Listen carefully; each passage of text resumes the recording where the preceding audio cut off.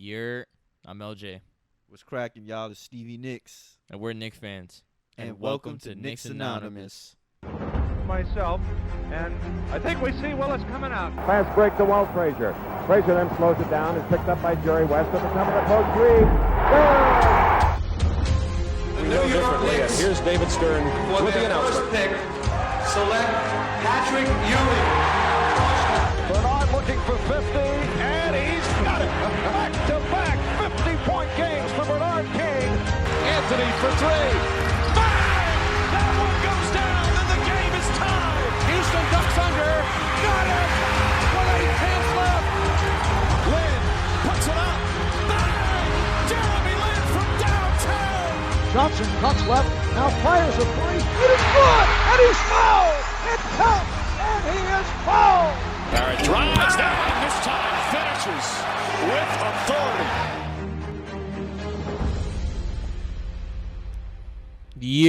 What is going on, New York? Welcome back to another episode of Knicks Anonymous. Yes, sir.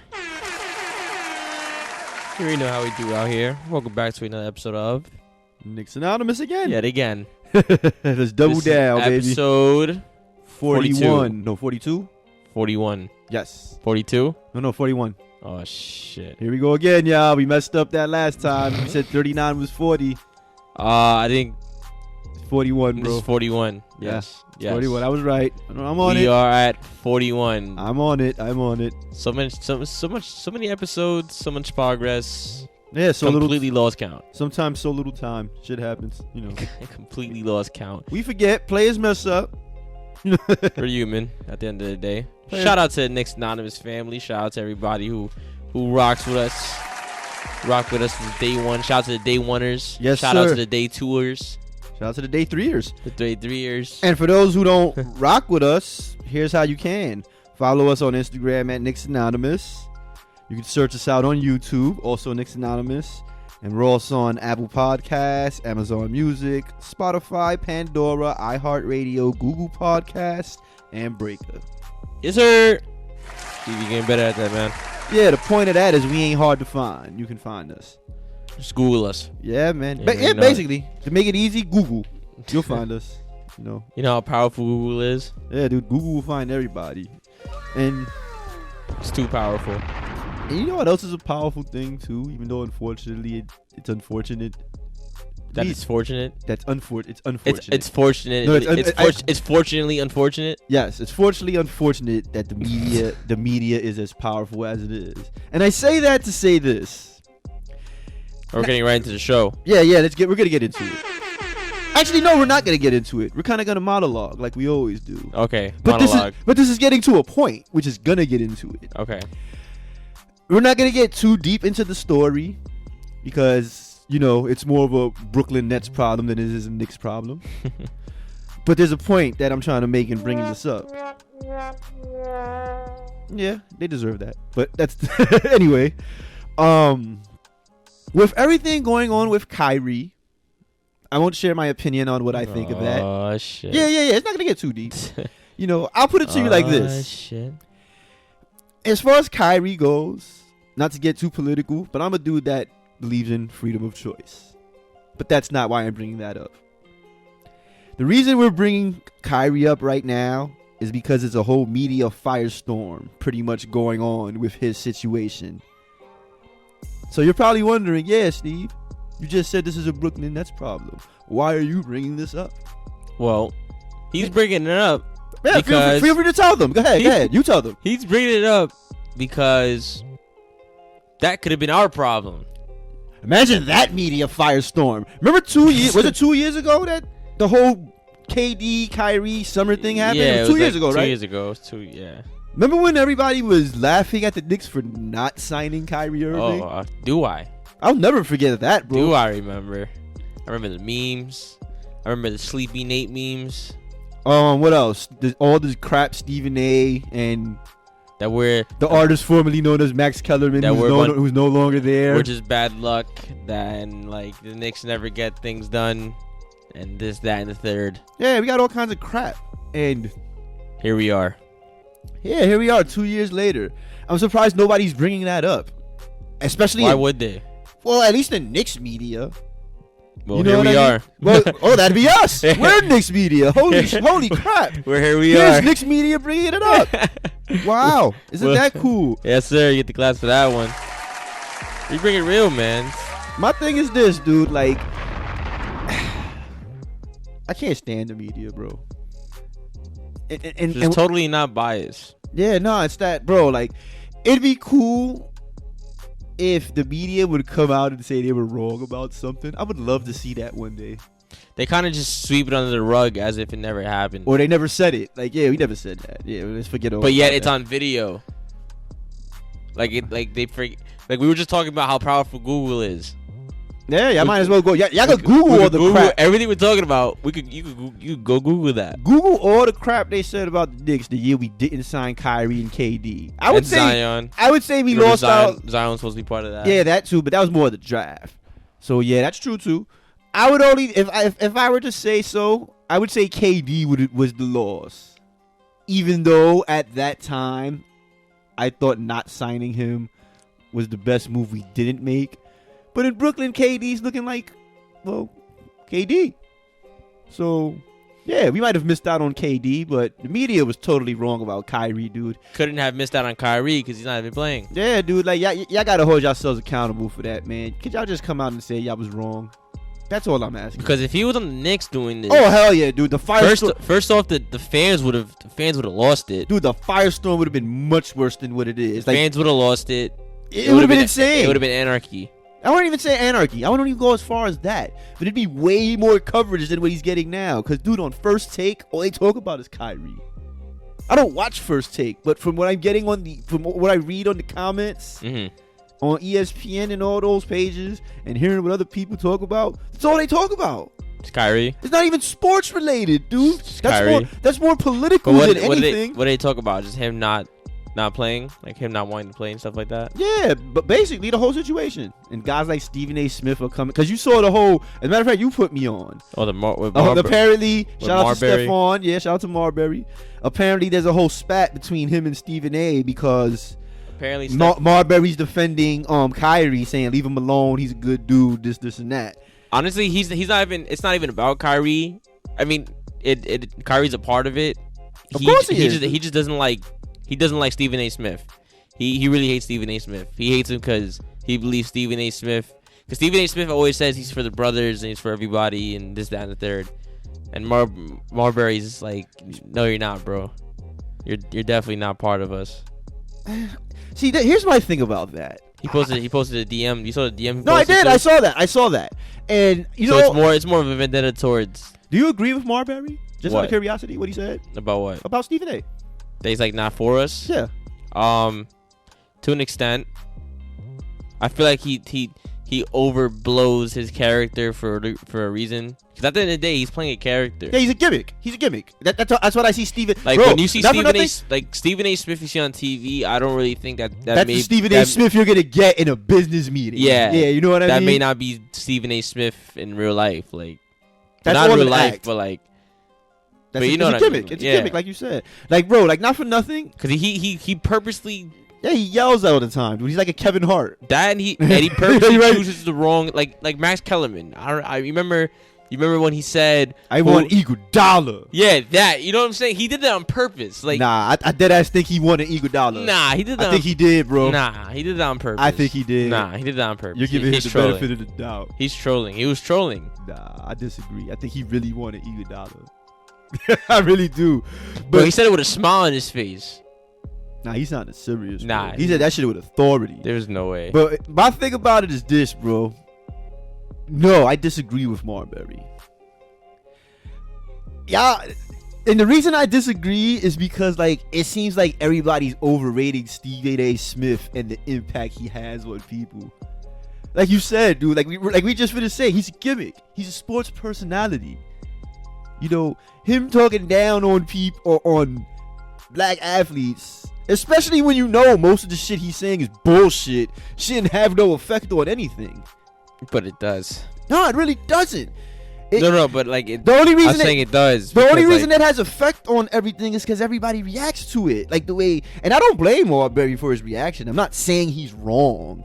I'm just saying I disagree with his assessment. I think they're looking too deep into it. Like, he's not a dude that's against black people or black athletes or anything like that. Yeah, he does say a lot of dumb shit about them. I could agree with that, but I don't think it's that deep.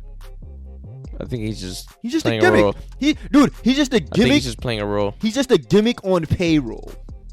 Pretty much. That's what he is. Because it's not like he's saying what he's saying freely. He's being told what to say, pretty much. Exactly. But I think we got to get off this, bro. We kind of went a little longer than what I thought we would, but it still was good though. No, it was good. It was good. In other words, point being, Stephen A., you need to watch yourself, bro. That and like you need to watch yourself. We need some credibility within the media. Yeah, dude. Exactly. There's a lot of shit being talked about the Knicks, and now the Knicks that are gonna be on the rise, you're gonna hear a lot of newscasters talking about, oh, the Knicks, they're great. And they're the same casters that was shitting on us, saying that we'll probably never be anywhere in the next 10 years. And here we are 2 years later. I'll say one more thing about that. As much as I don't like, and let me not say I don't like, as much as I'm not a fan of Max Kellerman, I could see why he left. I could understand he didn't leave, they made him leave. But I guarantee you this is a blessing in disguise for him. You think Steven is the problem? It looks like, bro, because I don't think Stephen A. is a bad guy personally, because he does charity work. You could look up his charity work. Stephen A. Smith does do good things. But like we said, dude, you went from he went from a dude who was really, really, not to say he's not knowledgeable, but he chooses not to use that knowledge. He chooses to go for reactions, and that's what all sports shows do now. Shannon Sharp and Skip do it too.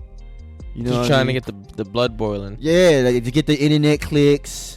Because that's what it's all about now. It's about the likes and the clicks, and how memes. People react and the comments. Yeah, you know what I mean? So that's what it's all about with sports media now. It's not about presenting facts. It's all about presenting media. Not media. Entertainment, pretty much. No, not entertainment. What's the word I'm looking for? Narratives. It's all about presenting narratives, debating the narratives, and putting truth and fiction or whatever to those narratives to, I guess to win the argument. I guess what I said kind of didn't make no sense, but hopefully some of you understand where I was going. Did you understand me? It sounded good. Okay, just wanted to make sure. I wasn't bugging. But moving sounded on. Loud and clear. Moving on. Let's get to some positive. Not to say this was negative, but let's get to some positive Knicks stuff. We just want respect, New York. Yeah, that's it, bro. Like respect our rise. That's all we're asking, dude. Respect our rise.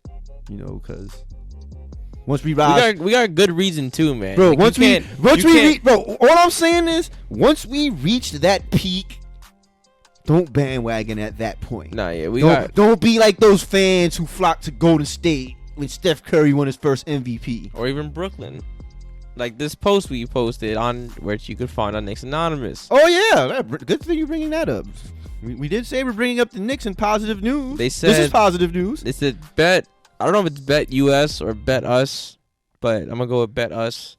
It says Bet Us survey reveals Knicks with most diehard fans, Nets with the most bandwagon fans. Well, you didn't really need a... And then you posted it. You posted saying as if we needed a survey to figure this out. Yeah, it's true, dude. Dude, I agree. With all the shit the Knicks have been through these past 20 years and we're still here. And making the most noise at that. Well, that's loyalty, dude. You didn't need a excuse me. Got the gas right there. Yes, I had a burp. Yeah, ribs were good. We just had some banging ass ribs, y'all. Shout out to my father for that. Shout out. Shout out to the caveman. Pops Anonymous. He might be on the show soon. Yeah, man. Yeah, we got to get the Pops. We got to get Pops Anonymous A and Pops Anonymous B to talk about the old Knicks. Where were we? Got lost there. Shit. We got lost, bro. Damn. The Bet Us yes. survey. You didn't really need a survey for that. Like I said, with all the crap we've been through for all the years, we're the loudest fans now that we finally, came back up. We're actually rebuilding with draft picks and flexibility with our cap space. Look like a true unit. You feel me? Yeah, a well-oiled machine. Why wouldn't we be loyal? You know what I mean? We've seen the bottom. And now we're slowly climbing to that top. That's the beauty of loyalty, man. The beauty of loyalty is You know, you gotta embrace. You can't always have good, man. Like that's why bandwagons is so like. That shit is so lame to me, dude. Like you can't always have good. You gotta have a balance of good and bad, because within the bad, it makes the good that much better. The greatest bandwagon in history is about to come up, though. Who? Watch what happens when LeBron retires. Where are they gonna all go? They're gonna go with him. They're gonna come to us. They're gonna all retire. They're gonna try to come to us. Oh, to the Knicks. Put money on it. How much you wanna put on that? I'll put money on that. How much? Bro, you're gonna bet pesos? You're gonna bet against that? You No. know what's gonna happen. I might bet with you. I'm just wondering who's gonna bet against us. They won't. Come on, dude. If LeBron leaves the Lakers tomorrow and goes to the Timberwolves, everybody's a Timberwolves fan. That would be nuts. Yeah, him, Anthony Towns, Anthony Edwards, and who else? And Russell? Yeah, that'd be crazy. I can't even lie. As if they would keep all those players for that trade. He would leave. They wouldn't trade LeBron. Oh, he would just leave. Yeah, He would just walk out. He opt out. The opt out thing, like he always do. But anyway, let's get to Knicks We're basketball. about to start roasting him. Yeah, man. dude. Let's not turn this into a LeBron roast session. Even though that would be fun. And pretty damn easy. But anyway, we had some Knicks basketball this week. We concluded the preseason. Here we know. Yeah, we concluded the preseason. We ended it 4-0. Undefeated, man. 4-0. Undefeated. And I won't lie, the last two games kind of looked sloppy, and it kind of looked like we were going to lose one of them. We pulled out in the end. The Washington one felt like a playoff game. We'll get to that. We'll get to that second. Let's start with the Pistons. Pistons. That's when Todd's to go Gibson was going crazy. Final score: Knicks 108, Pistons 100. No Cade Cunningham, no Killian Hayes. Yeah, we were actually looking forward to seeing. Yeah, I wanted to see all Cade, the young man. guys going at it. Unfortunately, injury problems. And see, this is what Which is actually really. Do you think that's gonna be bothering Cunningham moving forward in his career? I don't think so. Because it's like the second time he's sitting out. Nah, I don't think so. I think he'll be fine. There's nothing serious. It's just something like minor. He's good. But I was gonna say this isn't good because In turns for. it's good we won the game, but the fact that they didn't have their top 2 point guards and we kind of sort of struggled against them, not a good sign to me. Yeah, Jeremy Grant was putting in some buckets. He didn't do too. Yeah, he did okay. 18 points, 4 boards, 3 assists, 2 blocks. Yeah, bro. Man, weren't we talking about like rumored to try to go for him eventually? Yeah. Yeah. He showed out. Detroit's actually looking promising, not for nothing. Yeah, they have a pretty good young squad, man. I give Detroit next year, and they'll be where we were last year. They just gotta add a few vets because they got the young squad, so I think they'll be all right. But I gotta bring something up that was funny in this game because we were watching this game in my boy's crib, and he's a gambler, so the spread was like I don't remember what the spread was. As a matter of fact, no. The over was the Knicks had to get 110, over 110. That's what it was. And it was a point in the fourth quarter. I think it was about 10 minutes left where our friend Mike, yeah, we've mentioned him a lot. We could mention him again. Shout out to Mike TV. Are you talking about like as soon as he mentioned something? Yeah, about I'm the scoring? gonna get into it right now. Yo, okay. Mike's a gambler.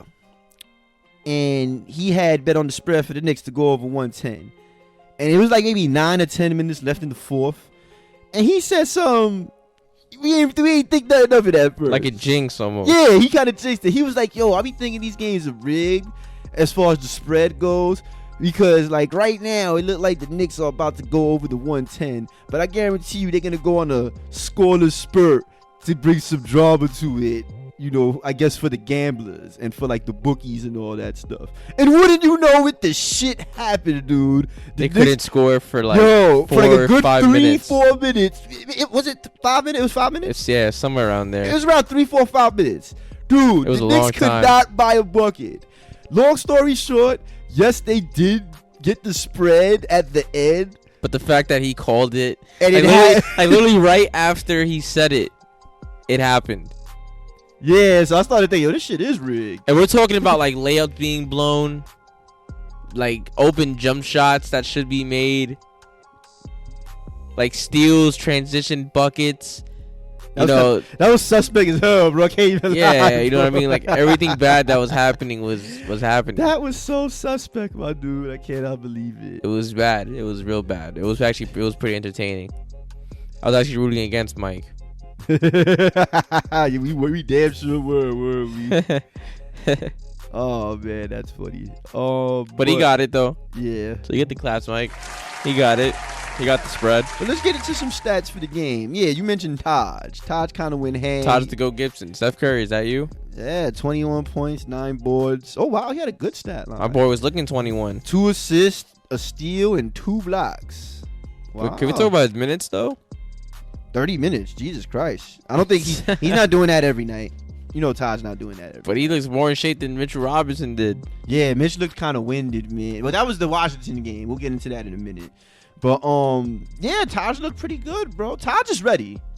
He's been ready. I like that's what I like about Taj, bro. Like he knows Taj has been ready. Taj knows he's here in a mentor role, but at any moment he'll be called in because Tibbs believes in Taj, and I don't blame him. I feel like he's constantly setting a good example. No, yeah, dude. I guarantee you, Taj Gibson is gonna see a lot of fourth quarter minutes this season.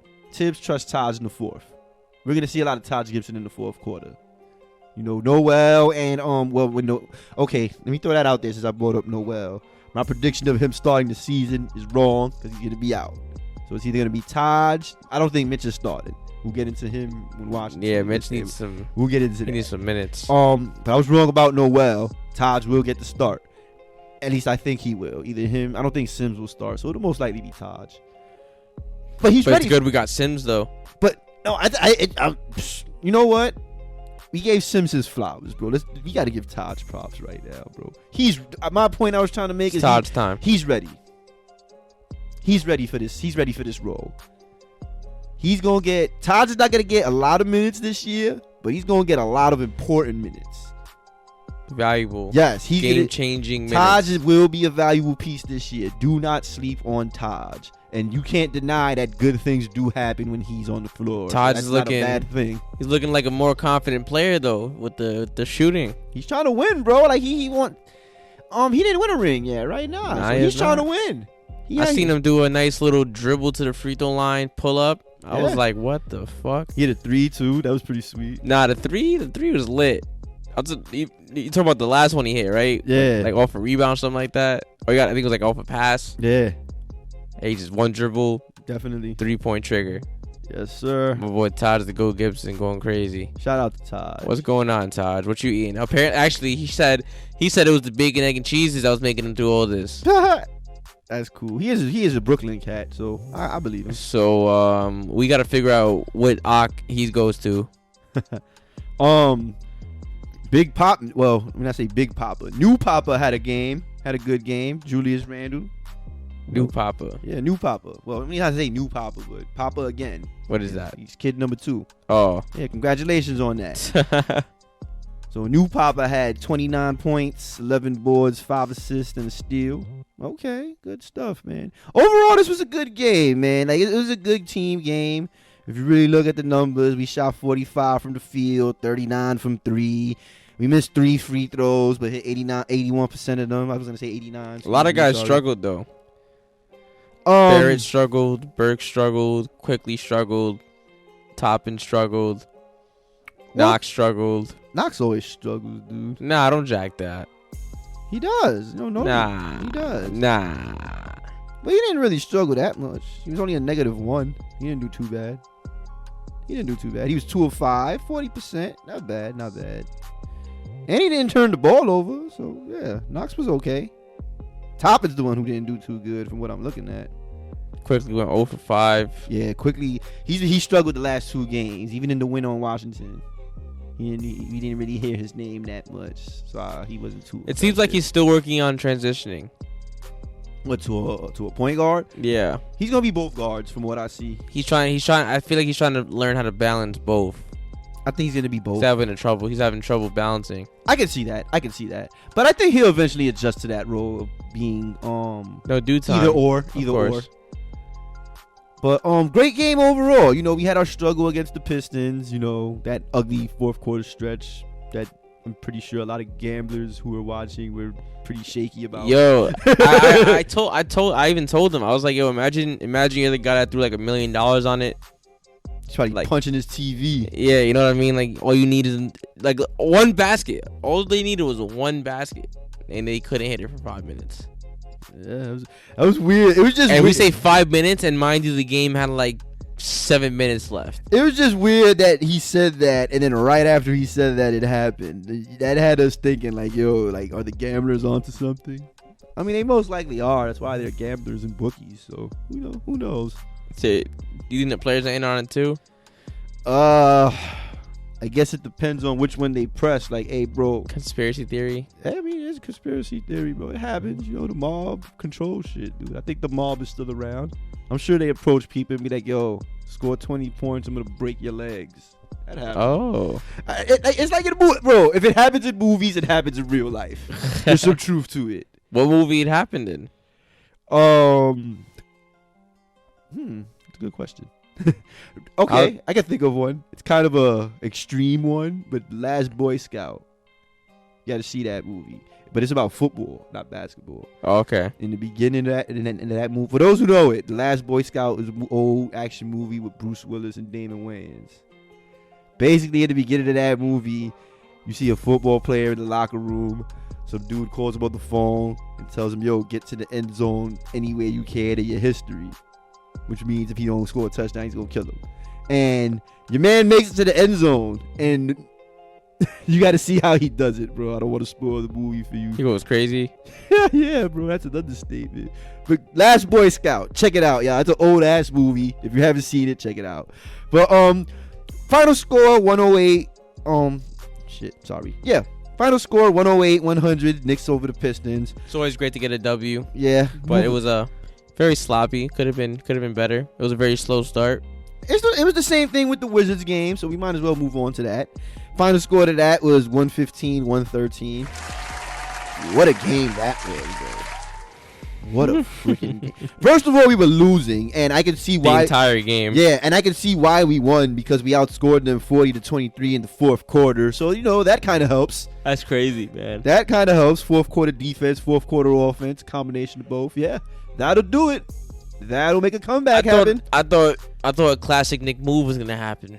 I thought the Knicks were gonna bring it back to within like 3 and then lose by 1 because they were down 15 the most. They were chipping down.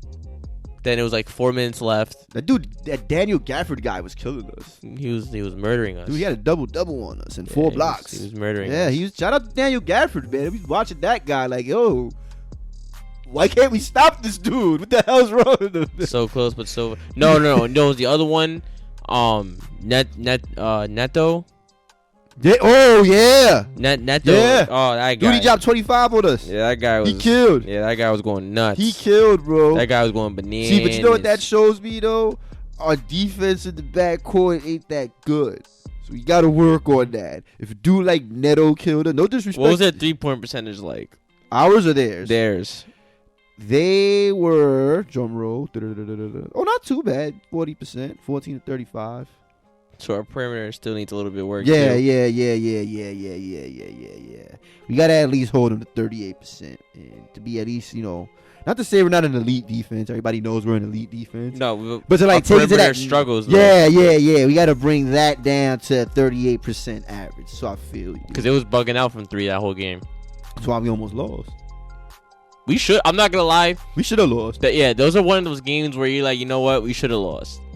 It's just, unfortunately, we were able to pull it together, which is good because, there's gonna be games where you can't be, you're gonna have bad games, and if you're still able to pull yourself out the mud, even through the worst game, that's good. Yeah, man. But you don't want to make it a habit, of course. Definitely. Which brings us to Mitch. The block party made his return. The block party made his return, man. You already know. I mean, I don't have the punch noise no more. It's all good. It's all good.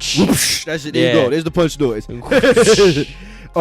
6 points, 9 boards, 2 steals. Modest numbers for Mitch coming off the bench. Obviously, he didn't get the start, and it's good he didn't get the start because he didn't look like he was in shape. He looked pretty slow. There was videos of him like jogging. Yeah, he was panting. Like, yeah, he's not in game shape. He can. Let me not say he's not in game shape. He can play.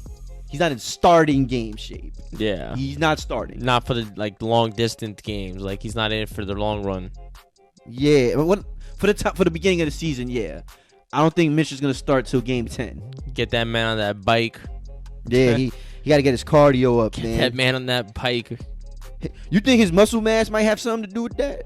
Maybe he's still adjusting to that. Yeah, because at the end of the day, you're moving more weight. Yeah, I think he'll adjust to it though. You just gotta give him time. Yeah. Let him come off the bench for the first couple games. You know what I mean? Let Taj do the work. Let him run in practice. Let him just run. He gotta do suicides. I used to hate suicides. He's gonna have to do that. He'll be fine. He will. It was just a little bit. It was just. I wasn't really expecting that. I was, but I wasn't. Because like Mitch said in his off season, not to say we got DSJ'd again, because what they did with DSJ was completely blown out of proportion. Yeah. What they did with DSJ is we thought he was going to be like the next starting point guard. Yeah, like the next big thing. No, I didn't think he was the next big thing. I just thought he was going to be the starting point guard. Something big, something solid, and that's definitely not what we got. No, we did get a buzzer beater from Julius Randle. We did get that. But with Mitch, back to Mitch. I just had to throw that in there. Yeah, back because we're gonna talk about that next. No, that was good stuff. But with Mitch, damn, what was I? You talking about him being in shape? Yeah. So, we here? I got your back, bro. Don't worry about it. But damn, you kind of damn it. He just got to do suicides, bro. Yeah. Bottom line, he has to get his cardio up, do some suicides. Tibbs has to make him ride the bike. What DSJ? Word. Yeah, the DSJ. There you go. Pretty much, yeah. It was just concerning because like in his off season, they always said like he was doing the bike more often. Like he was just doing cardio things that because he couldn't step on the court. He had to do things by himself and rehab and whatnot. So I'm guessing you can only do so much on a cardio bike that you actually need the actual experience to be better, I guess. Well, the only difference between DSJ and Mitch is that Mitch is actually coming off an injury. So, yeah, I think we can let Mitch off the hook. Cause you know what I mean? Like, cause they did say that he was working on his cardio more so than not. Who, Mitch or yeah, DSJ? Mitch. Yeah, but the thing is, you're still adjusting to gain weight, bro. He had a significant amount of weight gain in what? 3-4 months? Dude, that's a lot. That's still an adjustment. So, yeah, like, I wouldn't be too concerned about that. I'd give him some time. Now, what would be concerning... No, you know what? I'm not even going to say it. Let me knock on wood on that one and keep it to myself. Yeah, let me not even say that. I'll put it to you like this. It's the worst possible outcome. And I am not going to put it out there. All right. So, moving on, bro. You guys can figure it out. Don't. I'd rather you not. Just don't. Like, forget I said anything. Yeah. Buzzer beater. Wow. Let's just get into that. Be honest. Did you know it was going in? Absolutely. As soon as it left his hand? Yeah, absolutely. That was too mellow for it not to go in. And he was big in the fourth quarter too, man. Him. I knew that was going in because the whole momentum. Like we brought it to this whole. We brought it all the way back to a tie game. Stopped them on the other end. Brought it back to our side for the final shot. I was like, nah, yeah, hell yeah, this is going in. Dude, Randle, Rose, Barrett's defense, and a big shot by Quentin Grimes brought us into the game. Yeah, and not for nothing, I think he's not getting enough credit for that shot. Nah, I agree. That was big. That was probably I would say aside from Randall's buzzer beater, that was a big momentum shifting play. Cause he tied it. And he actually had a pretty good stat line too. Shout out to Grimes. 6 points, 6 boards, 2 assists, 2 steals. There you know, man. You give us that off the bench, bro? Yeah, I'll take that every night off the bench from you. Obi Toppin had a few big defensive plays in the fourth as well. He had 9 points, 8 boards, 3 assists, a steal, and 3 blocks. Hey, Obi. Stepping that defense up. Obi, I like it. I see you, bro. I see the Yes, improvement. bro. And we did mention D-Rose. Top of the morning. Yeah. Get shit out of here, bro. 3 blocks, bro. I'll take 3 blocks from Toppin. I know he's not gonna average 3 blocks. If you can average 1, Obi, you're the man. Give me 1 block a game, Obi. Give me 82 blocks this season. I'll be happy. It's not bad. D Rose, like mentioned, D Rose, you got to bring his stat line: 28 points, 3 boards, 6 assists. D Rose, he's doing a great job running the show, man. He's like the orchestrator. So far he's doing better than Kemba. Not that Kemba's doing bad. Kemba's doing good things. I was actually gonna ask you, like, with preseason ending, how do you feel about our new guys? How do you feel about the mesh? I like it. Evan Fournier's off to a shaky start, but I think he'll pick that up, so I'm not too worried about him. And we got people that can hold it down if he don't pick it up anyway, so we'll be fine. Because if he has a bad game, Burke's going to hold him down. Quickly going to hold him down. Grimes going to hold. We'll be fine. Okay. We'll be fine. So one more question. Shoot. Who are you most surprised of coming out of this preseason? Like, who shocked you the most? I would say Sims. Jericho Sims. Sims? Yeah. I would say Jericho Sims. So if you're saying Jericho Sims, that could just lead me into this right here. Is it just me or? Facts. Is it just me or? One more time. Is it just me or? You already know what time it is. Yes, sir. Is it just me or does Jericho Sim actually have a chance of cracking this roster? He does. He has a great chance, especially all right. I feel like we did this already, but I feel like we gotta talk about it. I feel like this is an updated version. Yeah, of course. Well, for one, we know that Noel's gonna be out. As I said, my prediction of Noel starting the season at center, I was wrong, folks. I got it wrong. I wasn't expecting Mitch to be back. He's back, but he's not starting either, and neither is Noel. And I bring that up to bring this up about Jericho Sims. He lucked out, bro. Not to say that he would have been bad or he wouldn't have gotten a shot, but he lucked out with minutes because of the injuries. Because if it wasn't for the injuries, he would have got the same amount of minutes Deuce McBride and Grimes was getting, and their minutes were kind of inconsistent preseason. So with that being said, Facts. Jericho Sims, he has a shot, especially considering Noel's going to be out. And we don't know how long he's going to be out. And plus, it's not like he necessarily was gifted anything, because at the end of the day, he still needed to prove that. Yeah, he had to earn those minutes either way. You could get the minutes, but can you keep the minutes? He did pretty decent, coming off the bench. 7 points, 5 boards. I noticed he didn't play last game, though. Yeah, I've heaped that, too. He shot 46% for the preseason and 75% from free throws. So, yeah, he was pretty effective. I think he should crack. His free throw is pretty funny. Yeah, but bro, for a funny free throw, 75% ain't bad. It's not bad at all. Not at all. For a big man too. But yeah, he should definitely crack the roster, especially considering Noel's out. I don't think Noel's gonna be out for that long, but let's just say it's great Jericho Sims is on board. This gives him a chance to get playing time, potential playing time. It gives him a chance to develop. Gives him a chance to get more acquainted with teammates. You know what I mean? And he's like our back brace. He's like the guy to make sure, like if everything fails, I'm glad Jericho Sims is there. Pretty much, like. Yeah, man. Like, I'm sure he'll make mistakes because he's raw. He's very raw offensively. He will make mistakes, and even on the defensive end. As good as he is on defense, he's a pretty good defender. We could all see that. He's still a rookie. Rookies will make mistakes, but to answer your question, yeah, I think he'll crack the roster. Will he stay? So it's not just me. No, it's not. Will he stay for the whole season is the question.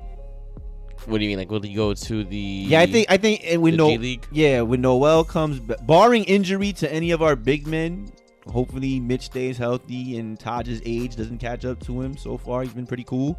The big egg of Jesus. When Noel comes back, they're most likely gonna send him to the G League. So, So I feel like he should take every. Yeah, this is his opportunity to be like, I'm here to stay. To soak up every. It is. This is his chance to y'all not sending me to the G League. I'm staying. He's got to soak He has up, that chance. Yeah, he's got to soak up as much information as possible. That too. But if I'm him, I'd approach this as my opportunity, bro. You know what I mean? You're kind of Noel's a great defender. You're replacing a great defender for the time being. Now's your chance to shine and show like, hey, you know, I'm that guy too. You know, if Noel's not here with me, you're not gonna miss a step. Now's his chance. He has this opportunity. I don't think Jericho Sims. I don't think he'll actually be that guy this year. I don't doubt it. I don't doubt that myself. But still, it's his time to show it. But I do feel like he'll be that guy in like two years. I could dig that. But like he can show something now. Now he has a chance. Like with what little minutes he's gonna get, he gotta dive for some loose balls, get some rebounds. I feel like he's that guy though. I feel like he's the dirty work kind of guy. No, yeah, he kind of rubs me off as the dude that's not afraid to put his body out there. And I've said it many times, dude is brolic. He is that's indeed. A brolic baby-faced dude. He is indeed brolic. Hey, I thought you said we didn't have the punches. That was the Bruce Lee one. Oh, we're talking about the other one. I'm talking about the other one. Yeah, the block one. The okay. Copy. The cartoon one. The But nah, I think Jericho Sims is here, at least for the time being. But if he outperforms what's expected, he may have some staying power. And I'm rooting for that.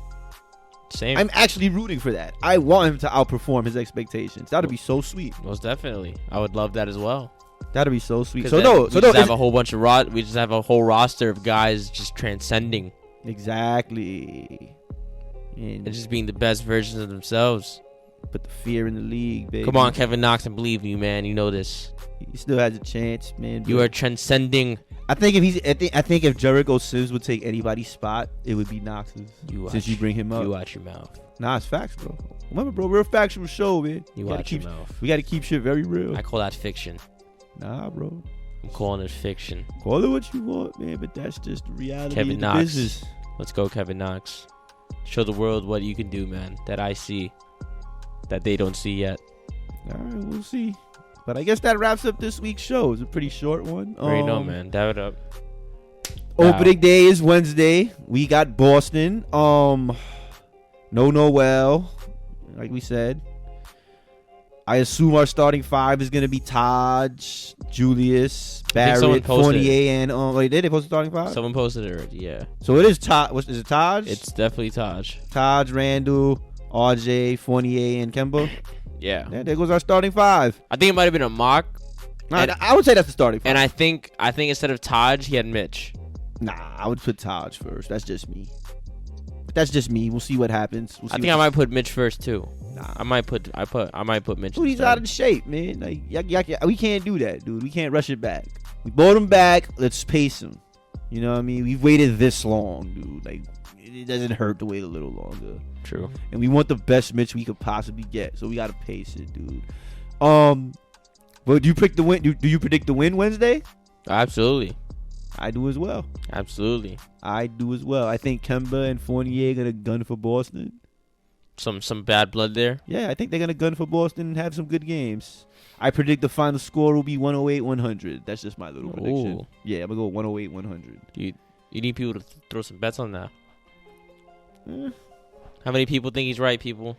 Got to put a poll. Yeah. What was it? 108 to 108-100 Knicks. 108-100. And who's the leading scorer?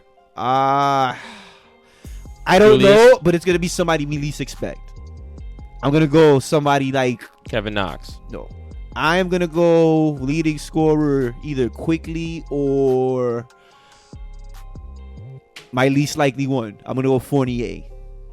Fournier comes in firing, either him or quickly. I'm gonna have to go with either Julius Randle or Kevin Knox. We'll see what happens. We'll see y'all. Those are my two picks right there. We'll see y'all next weekend. You already know. And go Knicks on opening day. Let's go Knicks.